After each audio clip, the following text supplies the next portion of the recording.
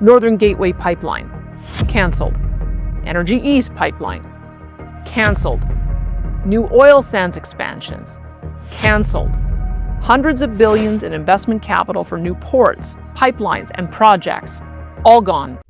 I think what she's doing is she recognizes that most Albertans right now would not support independence, and that she needs to do absolutely everything in her power possible to try and reset the relationship with Ottawa structurally, policy-wise, to allow Albertans to achieve their potential and prosperity and so on in the next generation. And she needs to go through every one of those steps, because if it's the case that Ottawa's not prepared to change and want to keep putting its knee on our neck, more and more Albertans need to see that. They need to know that every avenue was exhausted before they're going to be prepared to vote in favor of a referendum. So I think it's an important process that we're on.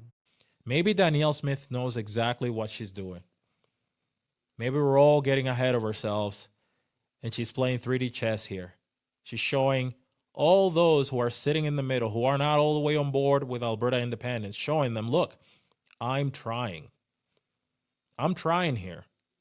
And they don't care. They're blocking every single attempt I'm making, even if it benefits the country, not just Alberta. Other provinces get their projects approved, but not Alberta.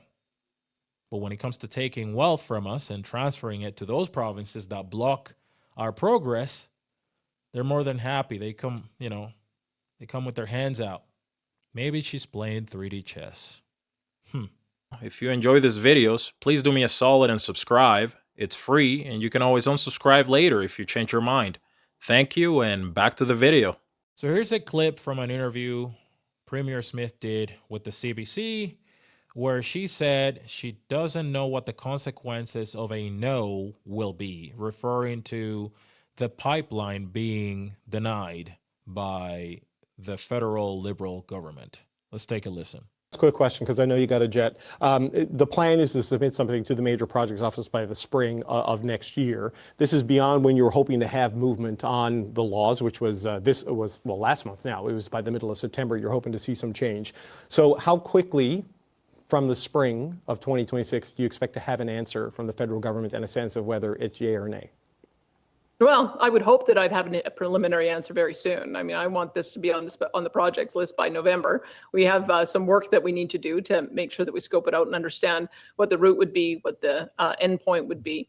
And that is going to just take a little bit of technical work. But we should have a pretty good indication about whether there's a yes or a no. And I have to say, I don't know what the consequences of no might be. If everyone else is allowed to build projects except Alberta, then that's a real problem. Then we're not acting like a country. I have supported every premier in every one of their aspirations and their desire to continue to expand their economy on all fronts. I think Alberta just wants a little bit of support from our fellow premiers, because I think we already have it from Canadians. In our polling that we've seen, 75% of Canadians believe that we need to build more pipelines, get our product to market. So I feel like we've got the people on our side, and we just have to maybe do a little bit more work to get some of the politicians on our side. But this is the right decision. This would be the right pathway. This is what Canada needs, and it's what our province needs. I'm telling you guys, this lady might be playing 3D chess.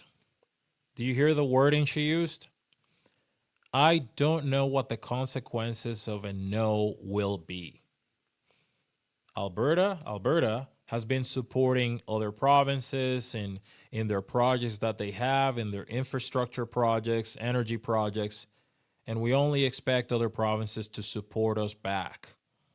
She's basically making the case for independence, people. This is what she's doing. I believe this lady's playing 3D chess here. I think she's playing a very intelligent game, but I also might be wrong. I may be wrong. Maybe she's just pandering. Maybe she's begging for a pipeline to save her political career because Albertans are running out of patience fast. But maybe, just maybe, she's just making the case for Alberta independence. Look, we support everybody. Not only financially, but literally, morally, and generally, we're there for other people and their projects, and we've been there. And all we're asking is for them to do the same, and they're not. So I don't know what the consequences of a no will be. And she's doing it on the record. That's the thing. She's doing all of this very publicly. People will see, those sitting on the fence that are not completely sold on Alberta independence, her efforts to try to get some sort of support and consensus. And all we'll see is Saskatchewan supporting Alberta and Alberta Energy. What do you think that'll do for independence? At least for those who are willing to listen, those sitting on the fence, those who are not part of that crowd that we will never win over, because you just can't win over the elbows up crowd. Those people are brainwashed. They'll never listen. They just don't listen. They got their preconceived notions. They're not open to changing their minds. Don't waste your time. The other referendum petition has to go before the court to get affirmed, and I gather that's happening in November. And if there isn't movement, then there is a mechanism that I believe different groups have decided to take on to try to put it to the people. And so I'm hoping that doesn't happen. I'm hoping that I'm able to convince Albertans that we have made enough progress with Canada that Canada can work and we can have a new relationship. But it does require that Prime Minister Carney makes some serious actions. We have to get a bitumen pipeline. We have to get rid of the 9 bad laws. We have to restore our business investment climate. And as you mentioned, that's my short list. So there's a lot more things on that list. But that would be a good demonstration that we're undoing a lot of the damage that's been done to this province over the last 10 years. And November 16th is the date of the Grey Cup. So that's the new line.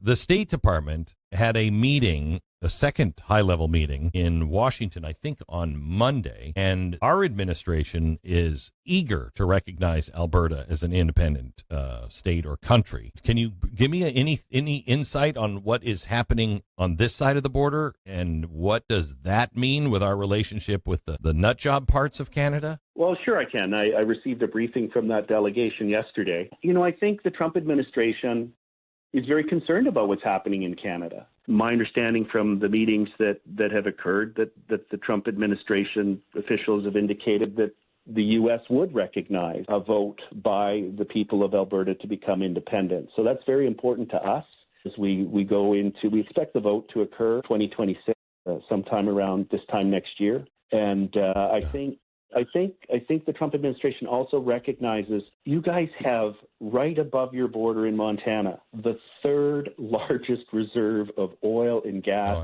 in the world. Look at the power of that, the energy independence.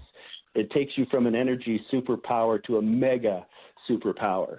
So, and then we're completely culturally aligned. So I think there's a recognition. And the leftists in Ottawa are being global disruptors. Keith, please stay in touch with us. Anything that we can do to help, but I want to make sure America understands, the world that we are right on the brink of losing or changing, and how dangerous these times are if we don't all keep our level heads. And I've been watching you with great interest on what's happening. God bless you. Thank you. Thank you for everything you do. Please pass on to your Canadian friends. There are millions of us who pray for you. All right. Thank you all for watching. Leave a comment down below if you have any questions or something to share. I try to read as many comments as possible. Thank you to all our channel members. It's been PJ. See you in the next one. Hey, if you've made it this far, thank you so much for watching. If you'd like to be notified every time a new video is published, hit the subscribe button and activate the notifications bell. It's completely free and it helps our channel grow. A heartfelt thank you to all our channel members. I really appreciate your support. See you all in the next one. Peace.